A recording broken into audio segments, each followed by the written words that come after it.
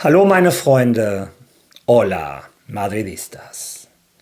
4 Clásicos, 4 Niederlagen, 7:16 Tore. Ich glaube, alleine diese Statistik fasst die Horrorsaison von Real Madrid ziemlich gut zusammen. Und gestern war der nächste Tiefpunkt einer ohnehin schon grauenhaften Saison. Der FC Barcelona gewinnt absolut verdient mit 4:3 gegen Real Madrid und entscheidet die spanische Liga vor. Und das Beste für Real Madrid am gestrigen Nachmittag war noch das Ergebnis. Wir Madridistas durchleben eine der schlimmsten Saisons seit Jahren und wir alle haben nur eine Hoffnung, dass diese Saison des Horrors so schnell wie möglich vorbeigeht. Viel Spaß beim Video.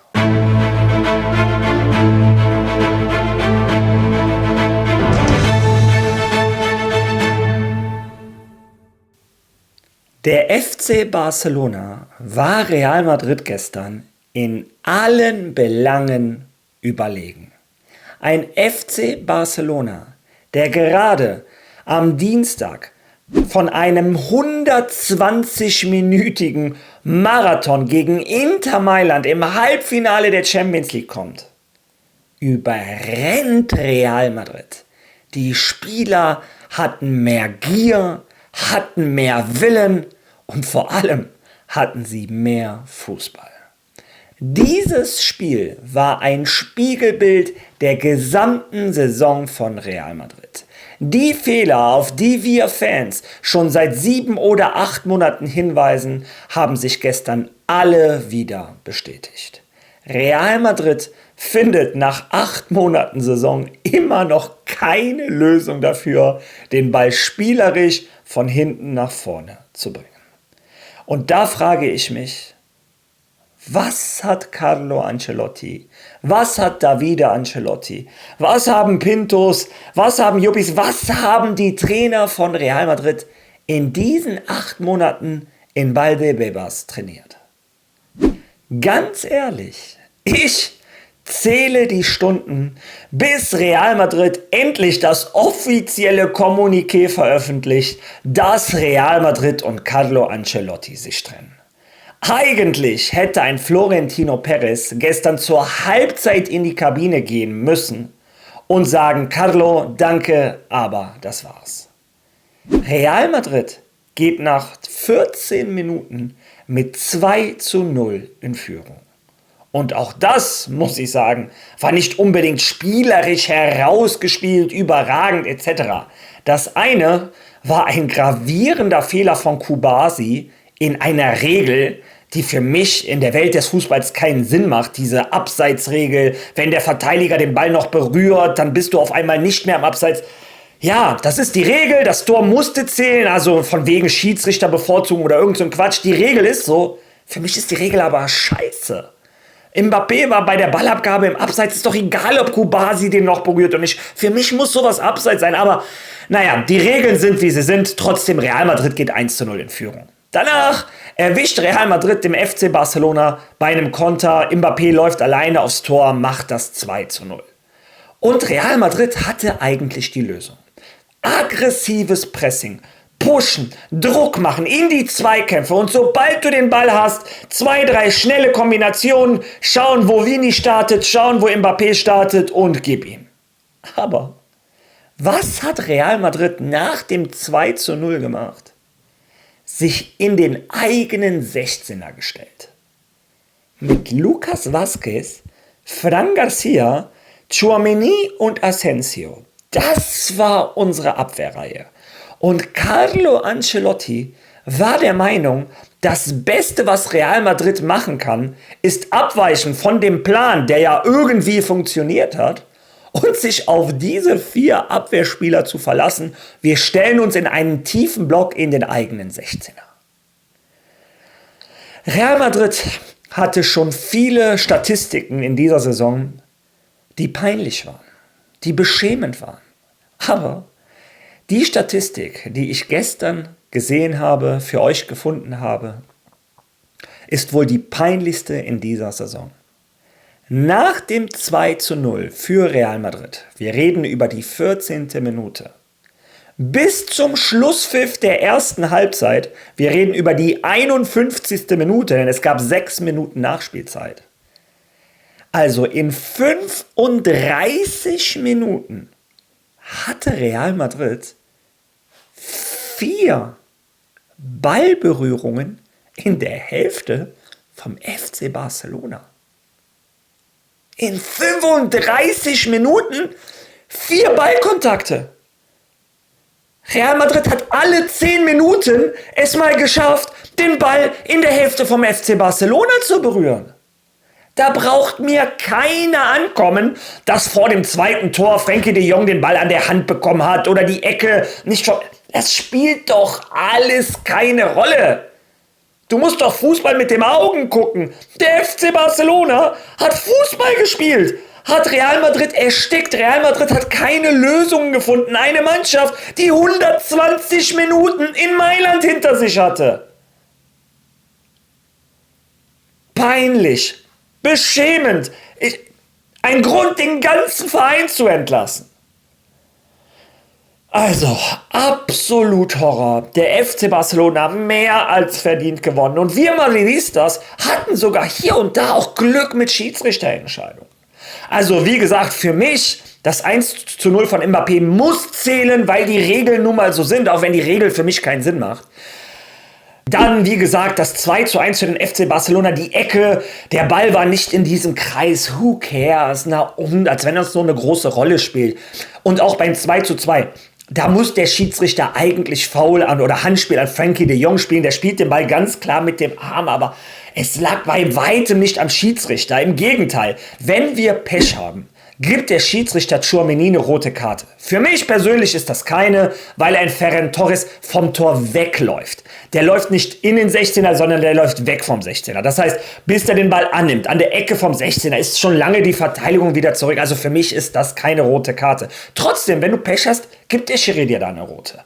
Und wenn wir schon mal weitermachen mit Schiedsrichterentscheidungen, du kannst nicht auf der einen Seite Handspiel von Tchouaméni nicht geben, weil die Hand so nah am Körper war. Ich meine, Tchouaméni kann sich die Hand zwar nicht abhacken, aber trotzdem, die Hand verhindert, dass der Ball zum Tor geht. Das ist für mich ein klares Handspiel und muss einen Elfer geben. Auf der anderen Seite, Fermín López, das 5. Tor darf nicht zählen. Der kriegt den Ball an die Hand. Wenn die Hand da nicht gewesen wäre, wäre der Ball ins Ausgegangen, wäre eine neue Spielsituation gewesen. Der Fermín López hat danach selber in einem Interview gesagt, das war klares Handspiel und der Schiri muss das pfeifen. Also, es ist auch nicht so, als wenn der Schiri gravierend alles für Real Madrid gepfiffen hätte, wie die Barca-Fans versuchen, das so hinzustellen. Natürlich versuchen die das hinzustellen. Die versuchen davon abzulenken, dass die Schiedsrichter, die Karrieren der Schiedsrichter bezahlt haben. Also es ist normal, die halten sich an jedem kleinen Strohhalm fest, wo die endlich mal sagen können, oh, der Schiri war da mal gegen uns. Uns verarscht ihr nicht. Wir kennen die Statistiken, wir kennen die Zahlen, wir kennen die Fakten. Und ich kann trotzdem als Madrid-Fan zugeben, ich hätte den Elfmeter von Tchouaméni gepfiffen. Aber, wie gesagt, dieses Spiel hatte absolut nichts mit der Schiedsrichterleistung zu tun. Dieses Spiel hat die bessere Mannschaft gewonnen. Die Mannschaft, die Fußball gespielt hat. Die Mannschaft, die sich ganz einfach von hinten nach vorne befreit hat. Mit 2, 3 sauberen Pässen. Die Mannschaft, wo jeder Mittelfeldspieler überall zu finden war. Olmo rechts, Olmo links, Pedri vorne, Pedri hinten. Eric Garcia, der rechte Verteidiger, ist auf einmal der beste Flügelstürmer der Welt. Wenn Lamine Yamal den Ball hatte, super. Wenn Rafinha den Ball hatte, Ferran Torres ist ein anderer Fußballer geworden. Was Hansi Flick aus diesem FC Barcelona gemacht hat, ist der absolute Wahnsinn. Jeder einzelne Spieler unter Hansi Flick ist ein besserer Fußballer geworden. Jeder. Der FC Barcelona hat eine klare Taktik. Pressen, Ballkombination, Kamikaze, Abseitsspiel, aber es funktioniert. Und genau das fehlt Real Madrid. Jedes Spiel von Real Madrid ist purer Zufall. Wenn wir Glück haben und die Spieler gut drauf sind, dann gewinnen wir ein Spiel. Wenn wir Pech haben, dann verlieren wir ein Spiel. Ja, und da liegt die Hauptverantwortung natürlich zum einen an die Spieler. Fangen wir damit erstmal an. Wie kann es sein, dass eine Mannschaft gerade Champions League Halbfinale verloren hat, die moralisch am Ende sein muss, wo du nach 14 Minuten auch noch 2-0 führst und die langsam eigentlich anfangen müssten zu grübeln? Wie kann es sein, dass die dich in Grund und Boden rennen? Ich dachte, wir sind solche physischen Monster. Valverde, Mbappé, Vinny, Bellingham etc. Wo war das? Wo war das gestern? Jeder einzelne Spieler gestern auf dem Platz, bis auf Kylian Mbappé, das ist der einzige, den ich ein bisschen in Schutz nehme, muss sich schämen. Ja, und dann machen wir weiter beim Trainer. Ich möchte ihn fast gar nicht mehr Trainer nennen. Diese Saison ist das kein Trainer. Diese Saison ist das ein Aufsteller. Das ist einer, der nach Namen aufstellt. Und wenn ein Rodrigo sich mal querstellt, denn das ist auch irgendein Fall, irgendwas ist da los, was uns verheimlicht wird, dann darf ein Arda Güler spielen, weil er zurzeit der müsste schon die ganze Saison spielen. Aber das ist auch so ein geiles Beispiel. Carlo Ancelotti in a nutshell. Jetzt erkennt er nach 1,5 Jahren endlich, dass Arda Güler dieser Mannschaft enorm weiterhelfen kann beim Spielaufbau, bei der Kombination vom Ball nach hinten nach vorne. Und was macht er?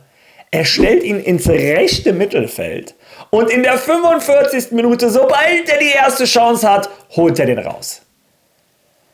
Ein Arda Güler, das haben wir alle gegen Getafe, gegen Barca im Pokal eigentlich gesehen, der gehört in die Zentrale. Der muss beim Spielaufbau helfen. Der hatte gestern nicht viele Aktionen. Ich habe mir das Spiel nochmal komplett angeschaut. Schaut euch das Spiel an. Der hatte 4, 5 Ballaktionen. Das ist zu wenig, ja. Weil der auch nicht auf seiner Position gespielt hat. Aber wenn der am Ball war, hatte der, glaube ich, einen Ballverlust. Und sonst hat er dafür gesorgt, dass der Ball da spielerisch rauskommt. Und auf der anderen Seite ein Dani Ceballos. Boah, grausam. Ja, wie dem auch sei, kommen wir zur Bewertung der einzelnen Spieler.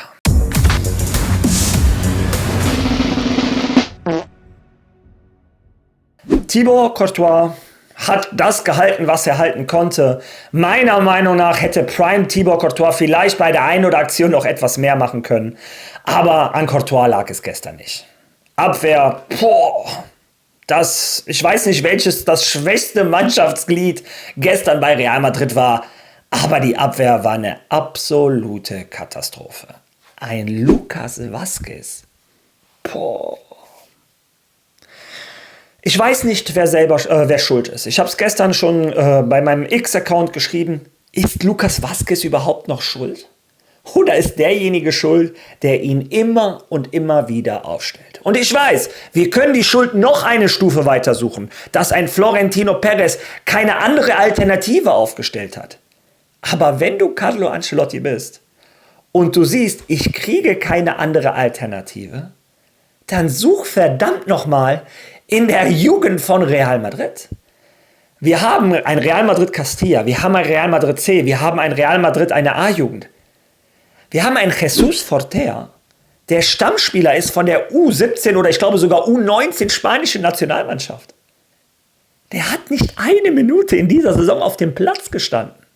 Nein, wir müssen uns Lucas Vázquez geben, der meiner Meinung nach keinen anderen Verein in der ersten Liga nächste Saison finden wird. Ich glaube, der wird entweder die Karriere beenden oder mit viel Glück in den USA oder in Katar irgendwo eine Stelle finden. Der Junge, das ist Wettbewerbsverzerrung, wenn der in deiner Mannschaft ist. Das kann keine Mannschaft, kann ein Spieler wie Lucas Vázquez mit durchziehen. Das ist nicht wie wenn du mit 10 spielst, das ist wie wenn der Gegner mit 14 spielt und du mit 8. Also, ich verstehe nicht, wie ein Ancelotti in 4 Klassikos 4-mal Lucas Vázquez aufstellen könnte. Das ist Kündigungsgrund Nummer 1, würde ich behaupten. Der Rest der Abwehr, was sollen wir sagen? Ein Tchouaméni ist kein Innenverteidiger, hat gestern im Mittelfeld gefehlt. Ein Asensio hat es noch versucht, aber gestern auch keinen guten Tag erwischt. Ein Fran Garcia. Wenn ich schon lese, dass wir Madridistas sagen müssen, ja, war ganz okay. Also das ist das Niveau, was Real Madrid von seinen Spielern verlangen kann. War ganz okay. Um Himmels Willen, wir brauchen so schnell wie möglich einen neuen linken Verteidiger. Im Mittelfeld gestern Bellingham, Ceballos, Valverde und Arda Güler. Und meiner Meinung nach von allen vieren viel zu wenig. Der Einzige, der meiner Meinung nach eine Ausrede hat, ist tatsächlich Arda Güler, weil er im rechten Mittelfeld spielen musste. Und das ist nun mal nicht seine Position. Ansonsten hat mir ein Fede Valverde kämpferisch gefallen. Aber ein Dani Ceballos, das ist ja unterirdisch. Also ich sag's immer wieder, es ist kein Zufall, dass Dani Ceballos seit 7 Jahren Ersatzspieler bei Real Madrid war. Der hatte diese Saison eine gute Phase, aber Real Madrid kann sich um Himmels Willen nicht auf Dani Ceballos verlassen. Und dass ein Carlo Ancelotti das nicht sieht. Naja. Und dann kommen wir auch zu Jude Bellingham. Wow, ein Jude Bellingham kämpft. Wow. Gestern haben die Spieler vom FC Barcelona im Mittelfeld Jude Bellingham gezeigt, wie Fußball gespielt wird. Jude Bellingham soll vielleicht ein bisschen weniger das Nachtleben von Madrid genießen oder was auch immer gerade bei ihm schief läuft. Und er soll endlich wieder anfangen, Fußball zu spielen. Denn das war wie seit Monaten inzwischen viel zu wenig von Jude Bellingham. Wo ist der Bellingham der letzten Saison, der die Welt auffressen wollte, der die 30 Tore gemacht hat, der immer da war, wenn es drauf ankam? Der ist komplett verschwunden. Mit ihm ein Vini Junior. Die beiden haben letztes Jahr die Champions League gefühlt alleine gewonnen. Wo sind die diese Saison? Eine Saison des Grauens für Bellingham und noch viel schlimmer für Vini Junior. Wenn ein Vini Junior, wenn das der Fußball ist, den wir ab jetzt von Vini Junior verlangen dürfen oder sehen werden, dann muss der verkauft werden. Und ihr wisst, ich bin der größte Vini Junior Supporter, den es wahrscheinlich auf YouTube gibt. Also, ein Vini Junior, ich verzeih dir viel. Ich weiß auch, die Zeiten bei Madrid waren nicht gleich, Rassismus etc. pp. Die Schiedsrichter schützen dich nicht, ja, alles klar. Aber das hat nichts mit dem Fußball zu tun, den du uns zurzeit anbietest. Das hat nichts mit deiner Einstellung zu tun. Mit deinem Kopf runter, nicht nach hinten laufen. Du erinnerst an Leo Messi die letzten Jahre beim FC Barcelona. Wenn du mal den Ball hast nach vorne versuchst du was, nach hinten kein Meter. Kein Kampf, steckt kein Blut in dir oder was? Ja, und dann Kylian Mbappé, wie gesagt. Wie leid tut mir Kylian Mbappé. Ein Junge, der in einem Klassiko einen Hattrick schießt. Und du verlierst trotzdem. Ein Junge, der in einem WM-Finale einen Hattrick schießt und du verlierst trotzdem. Also diejenigen, die gesagt haben, ein Kylian Mbappé ist der neue Eden Hazard etc. Leute, ein Kylian Mbappé hat gestern den Rekord gebrochen von einem Neuzugang bei Real Madrid. Noch nie hat einer so viele Tore geschossen, 38 sind es oder 39, wie Kylian Mbappé in dieser Saison. Und es sind noch 3 Saisonspiele. Und die Club-WM, ich meine, Club-WM hatten die anderen Spiele auch nicht, die zähle ich also gar nicht. Aber es sind noch 3 Spiele. Kylian Mbappé bricht alle Rekorde. An ihm liegt es am allerwenigsten. Ja, und dann zu den Auswechslungen. Ja, das ist wieder so typisch Carlo Ancelotti.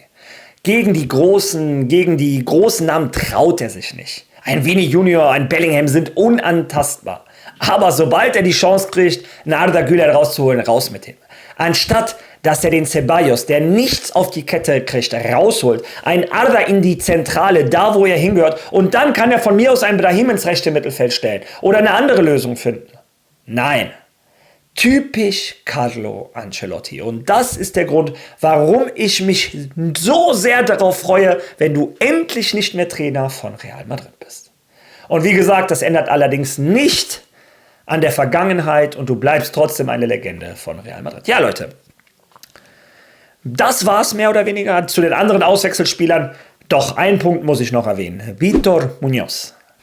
Der Junge musste gestern sein Instagram-Account musste die Benachrichtigungen leer stellen oder auf stumm stellen, wie auch immer das heißt. Weil der eine Torchance vergeben hat. Also, Real Madrid spielt die Saison des Horrors, des Grauens. Und der Frust wird rausgehauen an einem 18-jährigen Jungen, der zum ersten Mal für Real Madrid spielen darf. Ey Leute, ich bin ganz ehrlich, wenn ich in dieser Situation in den Clasico eingewechselt worden wäre mit 18, hätte ich mich eingeschissen und hätte mich in der Eckfahne versteckt. Der Junge hat gekämpft, hat sich angeboten, hat die Chance gekriegt, ja. Der hat eine Chance vergeben, wie hunderttausende Fußballer vor ihm. Also, diejenigen, die den Frust an ihm auslassen, die haben den Madridismo nicht verstanden. Und auch diejenigen, die mir jetzt sagen, ein Real Madrid war doch drauf und dran, das 4:4 zu machen. Ja, wir hätten fast das 4:4 gemacht oder wir hätten sogar das 4:4 machen müssen. Es wäre aber unverdient gewesen. Ich bin jetzt keiner, der euch hier anlügt und sagt, oh, Madrid hat Hängen und Würgen 4:3 verloren, wir waren drauf und dran, das 4:4. Quatsch! Wenn alle Mannschaften ihre Chancen gestern ausgenutzt hätten, gewinnt das Barca das Spiel 7 oder 8:4. Also, dieses Real Madrid hat einen neuen Tiefpunkt erreicht.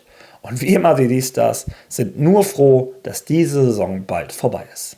Ja, was mich froh machen würde, wäre, wenn du jetzt runterslidest in die Kommentare, deine Meinung zum Spiel da lässt, deine Meinung zu meinem Video, wenn du ein Like da lässt, das Video teilst, followst etc. pp. Wir sehen uns morgen und unterhalten uns mal darüber, wie die Zukunft von Real Madrid aussehen muss. Also, bis morgen. À la Marie.